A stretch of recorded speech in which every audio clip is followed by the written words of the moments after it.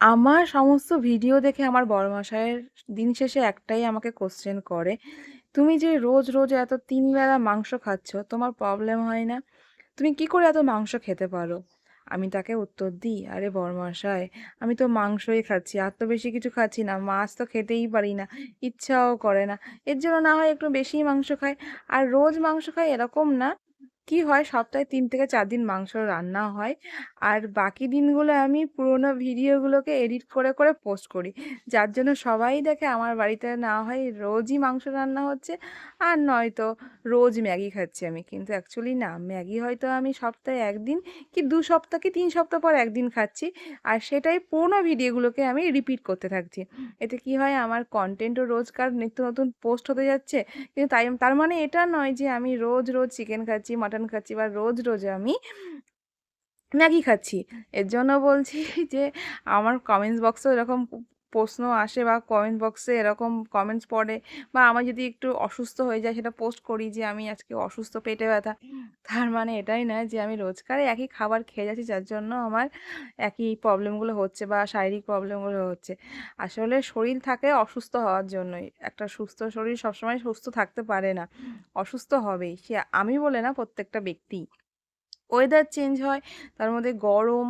হ্যাঁ, একটু রিচ খাবার খাওয়া পড়ে আমার, কিন্তু আমি এমন না যে রেগুলারলি মাংস খাচ্ছি। তবে হ্যাঁ, রান্না হতে থাকে ৩ থেকে ৪ দিন সপ্তাহে মাংস রান্না হয়। আমাদের তো আর ভেজ নেই, আমাদের রোজই ননভেজ রান্না হয়। তবে আমি হেলদি খাবারও প্রচণ্ড পরিমাণে খাই। এই যে ছোলা ভিজানো দেখছো, এটা আমার রোজকার সকালের ব্রেকফাস্ট থাকে কিন্তু। আর এই হাড্ডি গুড্ডি, ঠ্যাং, মাথা, এগুলো বাবা আর মা খায়, যেটা আমি খেতে পারি না। এই যে চিকেন কষা দেখতেই পাচ্ছ, চিকেন কষা ভাইয়ের জন্য আমার জন্য রোজ তোলা হয় যখনই চিকেন রান্না হয়। আর রুটি থাকে, সেই রুটি দিয়ে চিকেন খাওয়া হয়।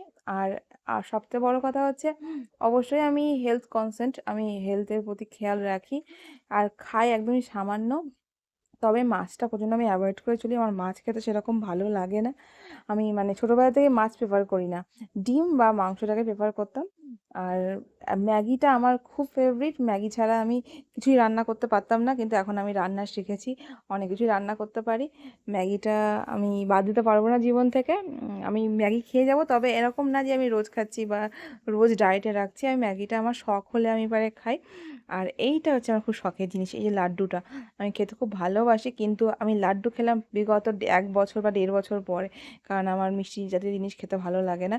কিন্তু খুব শখের জিনিস আমার এই লাড্ডুটা। ভিডিওতে হয়তো আজকে অনেক ভাট বকে ফেললাম, কিন্তু কিছু উত্তর দেওয়ার জন্যই আসলাম।